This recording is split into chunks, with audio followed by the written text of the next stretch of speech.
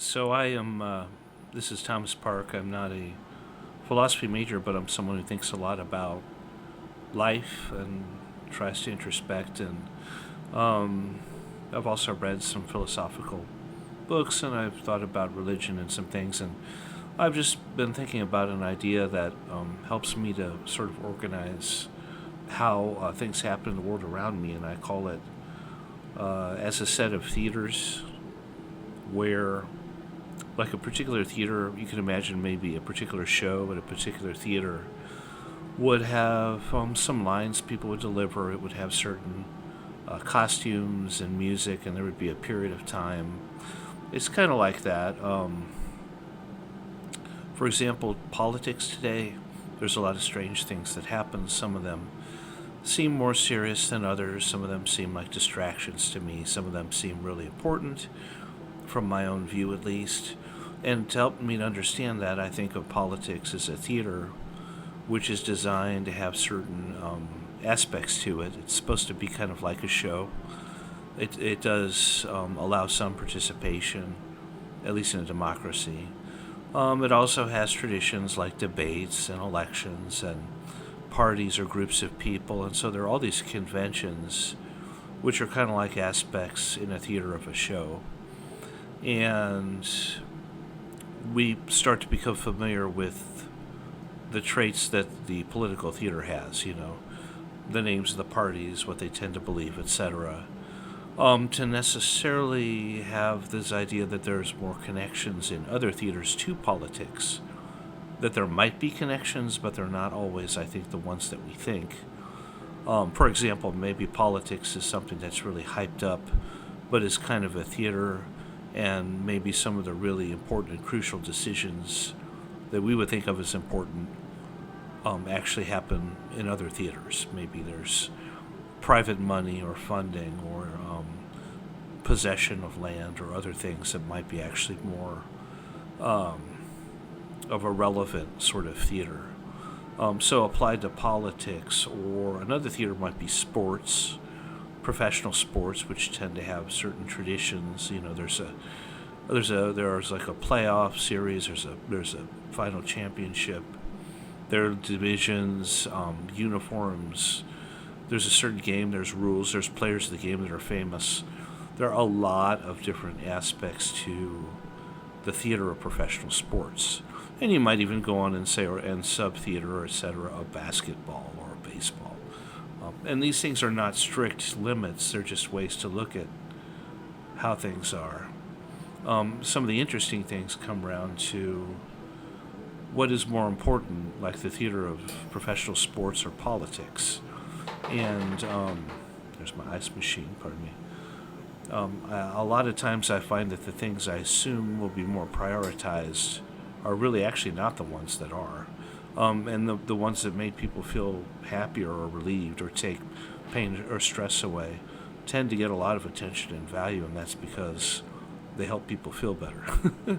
They help. Certain theaters seem to help relieve the sort of Freudian discontents of that human beings suffer from, all of them, and especially when living in a society together. So the idea of theaters is important because it takes away from this idea that an event can have certain facts that are universally accepted beyond a few.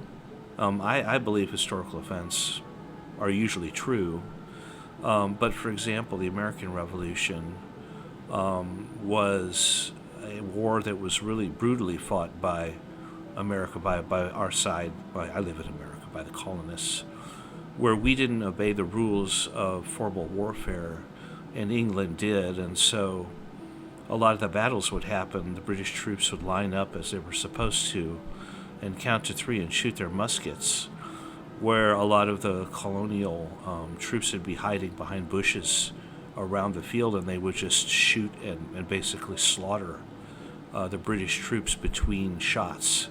The American Revolution was very it broke a lot of rules. Some would say there were war crimes committed by the colonists, but the colonists really wanted to win, and they wanted to be free from the rule, and especially the taxation that was imposed on the things they made. So they were tired paying tribute to England, and they were upset enough to become violent about it and to break traditions to do it. But the point was, there's a theater there, and that the historical reality and the facts of the reality, there are some that are seem pretty much to be objectively true, but there's a lot of things, stories, myths, about the revolution that are not necessarily historically true, but they fit into this idea of the theater of what that war meant to people. It might include things like facts and occurrences in people, and also, as I was moving to myths or stories, where, in America we like to see the American Revolution as a kind of a positive war where we gained our independence and started out as a country. And I often think of it that way too. So that would be more the myth of what the war meant to America, with some sort of added sort of ideology and sort of symbols, the heroic images of kind of battered and assorted people marching to a drum and a flute, and the hats and the flag. These are all parts of the theater, and they're also parts of the myth of the war. This isn't to disprove that the myths mean something. It's to say you might think of the American Revolutionary War as a theater unto itself, with all these different parts to it, and it may not necessarily relate in a factual or causal way to other theaters. So I beginning to question. I think that the stories behind something can be important. I think the facts can also be important.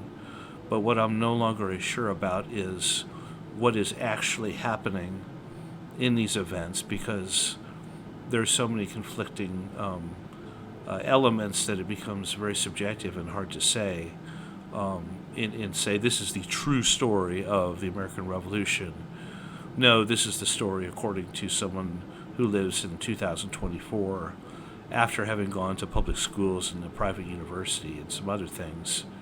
It's not the same as everyone else's, And finally, just to point out that in a theater, there is this question of role playing, where people would act out certain stories and roles that you might expect are based on some concrete cause and effect, or related to some resources, etc., but it might not be the one you'd expect. And so we will see people, for example, certain politicians will vote one way on an issue, and then a few weeks later vote another way on the issue. And this may have to do more with that figure playing a role, or other things like serving a constituency and then serving a different constituency or part of their constituency. So it all kind of moves away from this idea of a discrete, factual, hard-edged reality. Not that there aren't such things, but that I think in today's world, I'm increasingly noticing that really we have theaters that have certain assumptions and rules and aspects, and some of them are quote-unquote real or concrete, and some of them are mythic and based on image. And it becomes a better way to sort of think of the world around me and describe it. There's the theater of college, the theater of high school, the theater of academia, the theater of the Christian church and various types of church, etc., the theater of politics. And each one has its own little universe and microcosm, and its own traits and facts and its own myths. And they don't always agree with the other theaters, and that's about as far as I think I could go. I couldn't say, well, this is the real theater, or this is not, because that's not how I think it works. It's more what people choose to invest in. And when they're hooked into the one theater, it may not necessarily be that they're hooked into the other. So, I don't know whether that helps to think about it or not, but it does help me, because if I can't get an idea of a larger way things fit together, I just tend to lose any coherence to thought. So, anyway, sharing a few thoughts today, Thomas Parker.